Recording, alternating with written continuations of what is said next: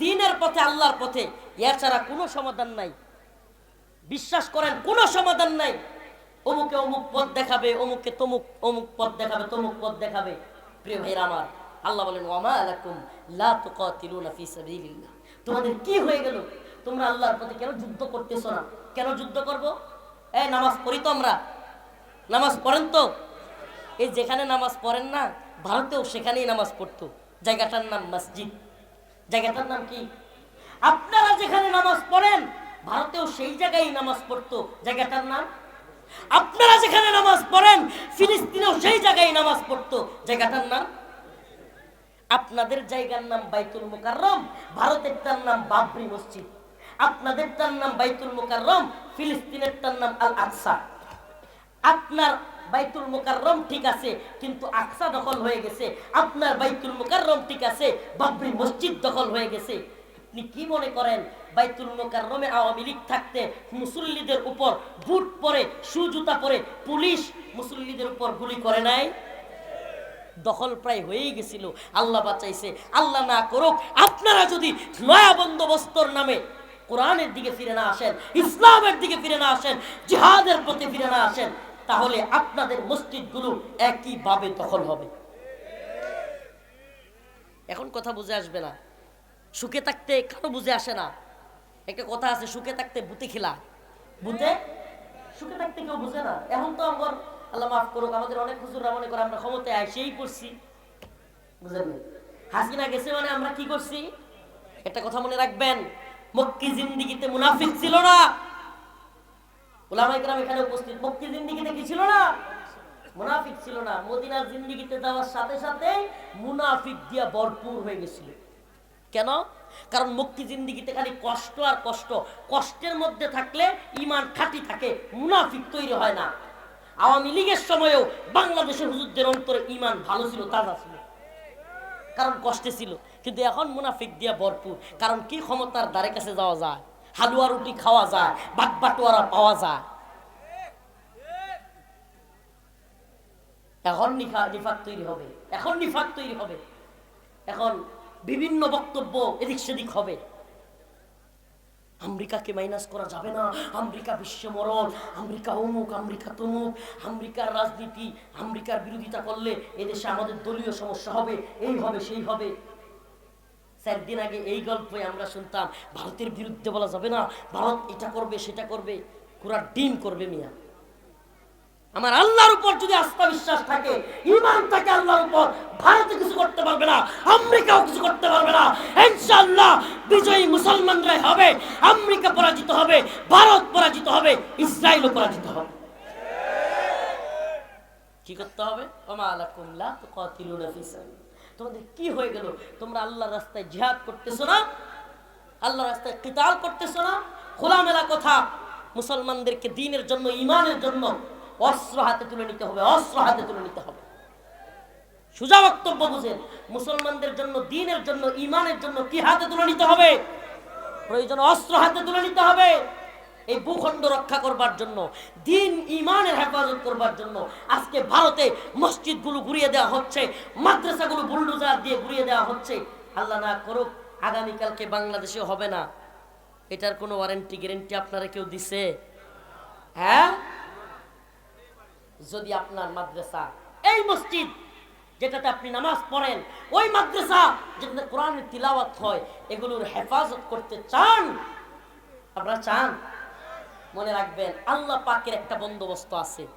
এই একটাই পথে আপনার মসজিদ আপনি রক্ষা করতে পারবেন, এই একটাই পথে আপনি আপনার কোরআনের মাদ্রাসা রক্ষা করতে পারবেন, এই একটাই পথে আপনার বোন, আপনার মা, আপনার সন্তানদের, স্ত্রীদের ইজ্জত রক্ষা করতে পারবেন। সেই পথের নাম হলো ইউকাতিলুনা ফি সাবিলিল্লাহ, আল্লাহর রাস্তায় জিহাদ করা। আল্লাহর রাস্তায় কি করা?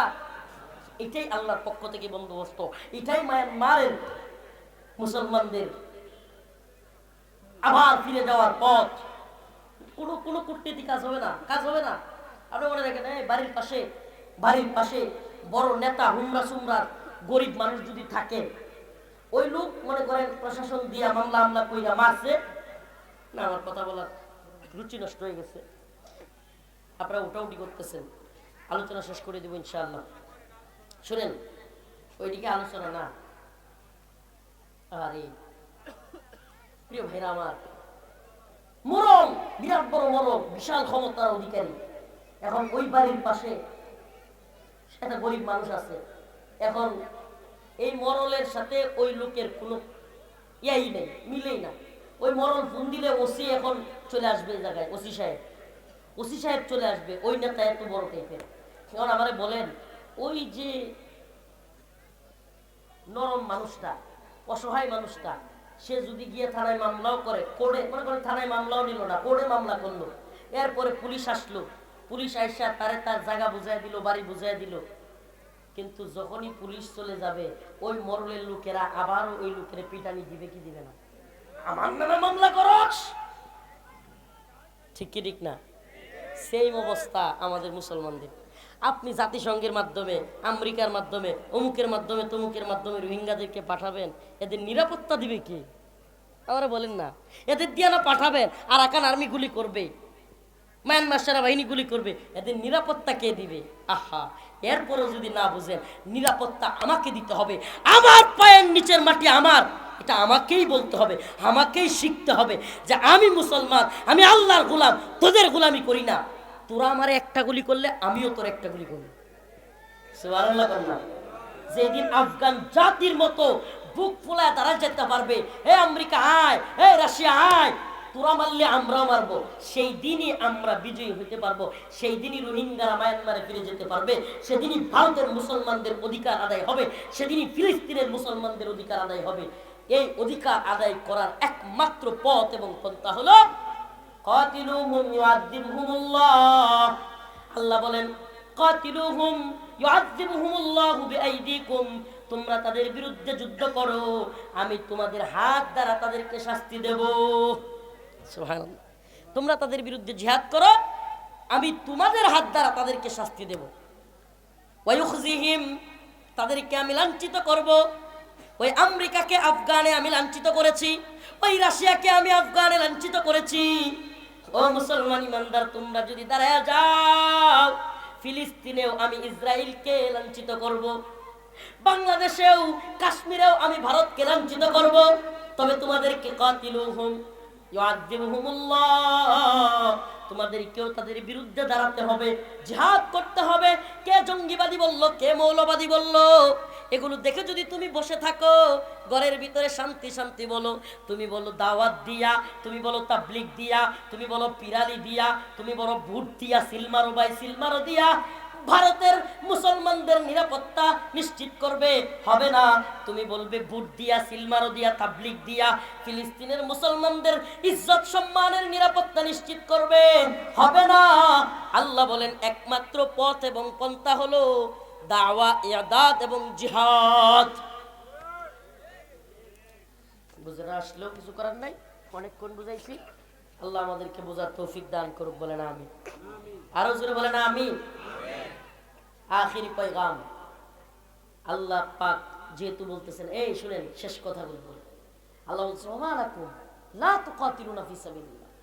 এখানে উলামায়ে কেরাম আছেন, এভাবে কাকে বলে? আমরা যদি কোনো ব্যক্তি আমাদের কথা না শুনে, তখন বলি না, এই তোর কি হইলো যে তোর এটা কইলাম করলি না, ধমক দিয়ে বলি কি বলি না? আল্লাহ এই ধমকের সুরে বলছে, ওমা লাকুম লা তুকাতিলুনা ফি সাবিলিল্লাহ, তোমাদের কি হয়ে গেল যে তোমরা আল্লাহর রাস্তায় যুদ্ধ করতেছো না?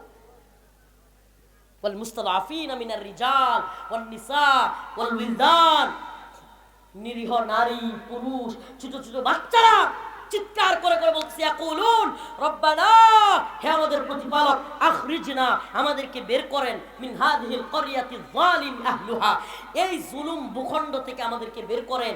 এই ভূখণ্ডের মানুষ বড় জালেম, এই ফিলিস্তিন ইসরায়েলিরা বড় জালেম, এই কাশ্মীরে এই ভারতীয়রা বড় জালেম, এই মায়ানমারে বৌদ্ধরা বড় জালেম। আল্লাহ আমাদেরকে বের করে, ওয়াজআল লানা মিন লাদুনকা ওয়ালিয়্যা, আমাদের জন্য ওলি অভিভাবক পাঠান, ওয়াজআল লানা মিন লাদুনকা নাসীরা, আমাদের জন্য সাহায্যকারী পাঠান, আমাদের জন্য মুহাম্মদ বিন কাসিম পাঠান, আমাদের জন্য সুলতান সালাউদ্দিন আইয়ুবী পাঠান, আমাদের জন্য সুলতান মাহমুদ গজনবীকে পাঠান, আমাদের জন্য যুগের মোল্লা ওমরকে পাঠান। সুবহানাল্লাহ। আল্লাহর কাছে তারা ফরিয়াদ করতেছে, ফিলিস্তিনের মুসলমানরা আত্মরাত করে করে বলতেছে, আমাদেরকে আল্লাহ সাহায্যকারী পাঠান। অথচ আমরা বসে আছি, আমরা বসে আছি ইসরায়েলের বিরোধিতা করা পর্যন্তই। এখনো পর্যন্ত আমাদের বিরোধিতার কারণে বাংলাদেশের সবচাইতে বড় ইন্টারন্যাশনাল এয়ারপোর্ট, সেখানেই ইসরায়েলের পণ্যই আমরা সরাইতে পারলাম না, চললো না। এখানে এখনো এই প্রিয় ফিনার কিনলি, প্রিয় ভাইরা আমার, বন্ধুগণ আমার, অতএব দাওয়া ইবাদত জিহাদ, এই পথে আমাদের পথ, এই পথেই মুসলমানদের নিরাপত্তা, এই পথেই ইমানের নিরাপত্তা, এই পথেই মসজিদের নিরাপত্তা, এই পথেই মাদ্রাসার নিরাপত্তা, এই পথেই আমাদের মা বোনদের ইজ্জতের হেফাজত। সব কিছুর একটাই পথ, কিতাল ফি সাবিলিল্লাহ। আল্লাহ বুঝার এবং আমল করার তৌফিক দান করুন, বলেন আমিন। ওয়া আখিরু দাওয়ানা আলহামদুলিল্লাহি রাব্বিল আলামিন। আসসালামু আলাইকুম ওয়া রাহমাতুল্লাহি ওয়া বারাকাতুহু। الحمد لله رب العالمين الرحمن الرحيم مالك يوم الدين إياك نعبد وإياك نستعين اللهم ارزقنا شهادة في سبيلك اللهم ارزقنا شهادة في سبيلك আল্লাহ পাক পরওয়ারদিগার আলম আমাদের জীবনের জিন্দেগানের সমস্ত গুনাহ খাতা মাফ করিয়া দেন।